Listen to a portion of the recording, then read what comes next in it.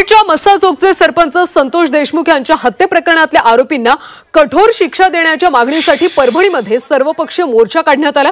यावेळी संतोष देशमुखांच्या मारेकऱ्यांना फाशीची शिक्षा देण्याची मागणी आमदार संदीप क्षीरसागर यांनी केली। तर ज्योती मेटे यांनी पोलिसांच्या चौकशीवर प्रश्नचिन्ह उपस्थित करत राज्य सरकारला काही सवाल केले।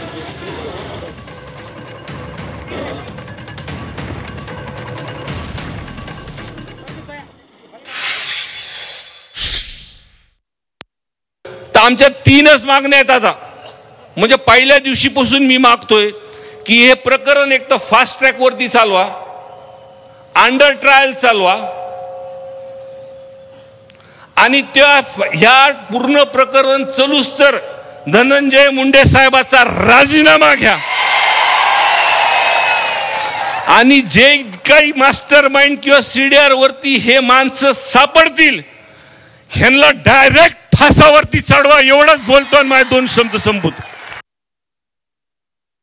या प्रकरणामध्ये जे कोणी असतील पकडलेले आरोपी आणि राहिलेले आरोपी हे सर्व मॅटर या ठिकाणी फास्ट ट्रॅकवर चालवावं आणि या सर्व आरोपींना त्या ठिकाणी फाशीची शिक्षा झाली पाहिजे अशी आम्ही या ठिकाणी सर्वांच्या वतीने मागणी करतोय। आणि या प्रकरणाच्या मागे जे कोणी असेल, कोणीही मायचाला असेल, त्याची गय केली जाणार नाही अशा पद्धतीची मागणी तुमच्या सर्वांच्या वतीने मी राज्य सरकारकडे करतो।